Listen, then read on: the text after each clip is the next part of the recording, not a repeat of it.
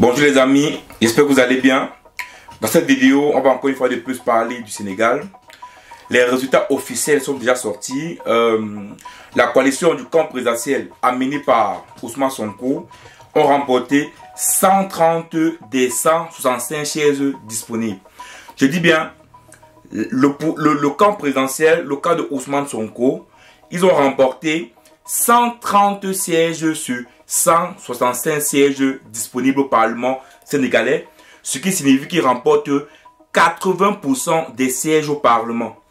La coalition amenée par l'ancien président Macky Sall remporte uniquement 16 sièges. Je vous dis bien, la coalition de Macky Sall remporte 16 sièges. C'est-à-dire, on est autour des 9%. Voilà, 9% des sièges pris par le Parlement, par le parti au pouvoir. 9% des sièges pris par le parti au pouvoir qui était pris par Macky Sall. Donc là, clairement,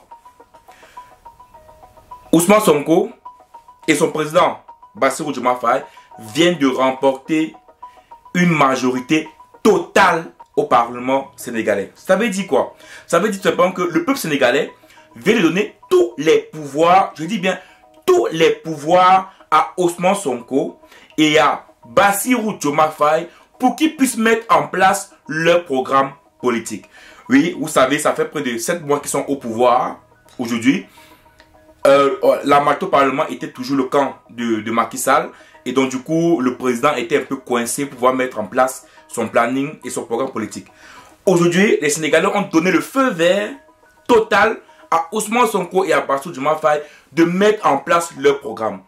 Donc ça veut dire quoi? Ça veut dire tout simplement que Bassirou Diomaye Faye et Ousmane Sonko n'auront pas d'alibi pour expliquer le fait qu'ils n'ont pas mis en place certaines choses. Ça veut dire que le peuple sénégalais a dit: on vous donne tout, on vous donne le pouvoir, à vous de faire le travail. Et je pense que ça c'est une façon, c'est une belle façon en fait de faire ce que en fait, c'est pas comment expliquer ça, que le parti politique voilà qui est au pouvoir puisse avoir tous les mains libres pour pouvoir exercer son pouvoir et pouvoir mettre en place des choses.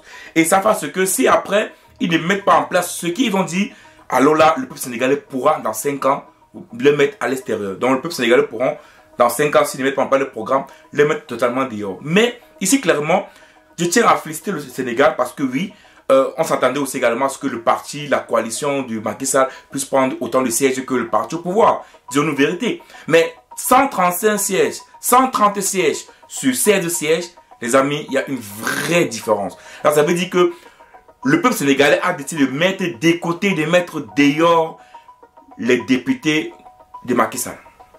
Et ça c'est à saluer, ça c'est à féliciter. Maintenant, aujourd'hui, le peuple sénégalais a décidé de donner le pouvoir le pouvoir exécutif d'abord en avril à Bassirou Diomaye Faye, ensuite le pouvoir législatif à Ousmane Sonko, c'était le tête de liste. Et donc aujourd'hui le peuple sénégalais veut une seule chose, c'est que ces deux gars-là puissent mettre en place leur politique. Ça veut dire qu'aujourd'hui clairement, le peuple sénégalais attend Ousmane Sonko et des Bassirou Diomaye Faye qu'ils mettent en place toutes les politiques, c'est-à-dire réduction de la coût de vie, une bonne santé pour tous, augmentation du pouvoir d'achat, augmentation des retraites, la fin du franc CFA, la rupture avec voilà, la base militaire française à Dakar, le départ de la base militaire française à Dakar, au niveau de la pêche également, du pouvoir. Il y avait des accords, je pense que Bassirou Diomaye Faye a déjà même annulé ces accords-là, les accords de l'Union européenne sur la pêche sénégalaise, sur le président sénégalais, annuler ces accords-là, et je pense que le président sénégalais l'a déjà fait. Donc le peuple sénégalais, sur le programme politique, effectivement, le programme politique de Ousmane Sonko et de Bassirou Diomaye Faye, voulait un changement, voulait autre chose. Aujourd'hui, le pouvoir en place a tous les pouvoirs. Le peuple sénégalais a donné tous les pouvoirs actuellement à l'exécutif qui est en place pour qu'il puisse mettre en place son programme. Et le peuple sénégalais attend effectivement de ces gens-là du pouvoir mettre effectivement ce qu'ils ont dit. Ça veut dire que s'ils ne le font pas dans 5 ans, peut-être le peuple sénégalais, comme ils sont assez sages, leur donner encore une seconde chance de 5 ans. Et s'ils ne marchent pas, s'ils ne réussissent pas, peut-être donner le pouvoir à une autre personne. Dans tous les cas, je tenais également à féliciter également l'opposition sénégalaise. Oui, parce que, vous savez, nous, on est dans des pays où l'opposition n'accepte jamais les défaites. On voit clairement comment, que ce soit le camp de la coalition de Macky Sall, ou même celui qui a perdu, l'ancien représentant de Macky Sall, il s'appelle Camara, j'oublie encore son nom, qui clairement ont félicité Bassirou Diomaye Faye féliciter Ousmane Sonko pour leur victoire. Vous savez, c'est très rare dans des pays africains francophones subsahariens où une victoire est saluée et acceptée par l'opposition. C'est très rare en Afrique. Dieu nous mentit, à la francophone, c'est très rare. Et voir également l'opposition saluer la victoire, pour moi, c'est un manque, pour moi, c'est un respect également que j'ai pour eux. Donc, j'ai un respect d'abord pour le parti au pouvoir, pour ceux qui ont remporté l'élection, mais j'ai également un respect pour l'opposition sénégalaise, parce que cette opposition-là également, je pense qu'ils sont grands. Quand on perd, quand il y a une défaite, on accepte la défaite, on essaie de comprendre pourquoi on a perdu et on revient plus fort. C'est ce qu'il faut faire.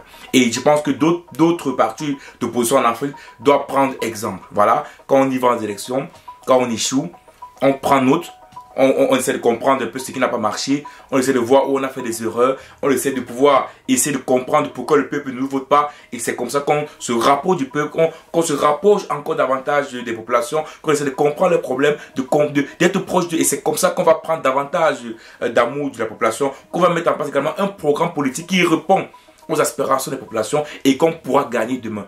Et je pense que les politiciens sénégalais savent exactement comment faire cela. Et vraiment, je dis bien, il faut saluer le président sénégalais avec Ousmane Sonko. Il faut saluer l'opposition, mais également, il faut saluer le peuple sénégalais qui également est un peuple démocrate, qui ne vote pas des personnes pour des communautés. Je l'ai dit ça au moins 10 fois. Il ne vote pas des personnes pour des communautés parce que, disons-nous la vérité, Macky Sall a perdu une grande majorité au Parlement.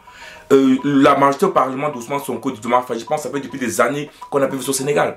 Donc c'est incroyable. Donc ici, il faut réellement saluer le peuple sénégalais qui ont vraiment voulu donner tous les pouvoirs à Ousmane Sonko et à Bassirou Diomaye Faye. Et je pense que le Sénégal est dans une bonne voie.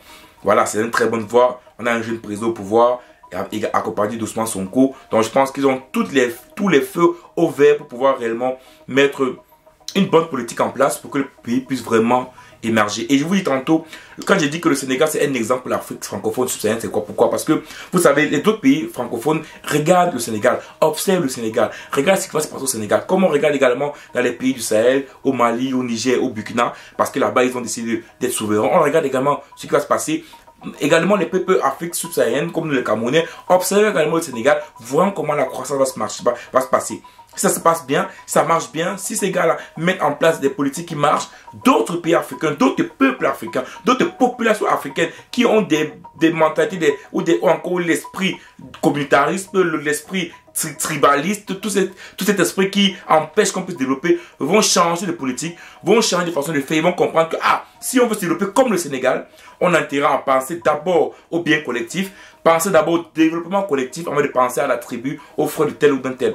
Donc moi je pense que le Sénégal est observé dans pas beaucoup de pays africains et laissez-moi vous dire que les peuples observent ça, les peuples regardent ce que vous faites et les peuples à un moment donné vont lever les yeux. Dans d'autres pays francophones, ils vont se dire il est temps de faire comme le Sénégal, il est temps de voter des personnes qui vont réellement travailler pour nous, il est temps d'arrêter de voter des personnes, je ne sais pas que c'est la communauté. Et d'ailleurs, on a même fait la remarque que les communautés qui votent souvent des présidents qui sont dans leur communauté, souvent après l'élection, ce sont les zones généralement qui sont tellement délabrées. C'est seulement des zones où le président sait que dans telle zone on me vote. Du coup, il ne se casse même pas la tête pour aller arranger une route, pour aller arranger une école, pour aller construire des hôpitaux. Donc, comme il sait que là-bas, on me vote déjà, c'est ma communauté. Donc le gars les laisse dans du, je sais pas comment, dans de la débrouillardise, dans du malheur, dans de la souffrance. Il part plutôt ailleurs où il n'a pas de voix. Et c'est là-bas qu'il arrange parce qu'il espère que, bon, là-bas j'aurai des voix plus ma communauté. Et vraiment, je vous dis bien, allez observer dans beaucoup de pays africains francophones.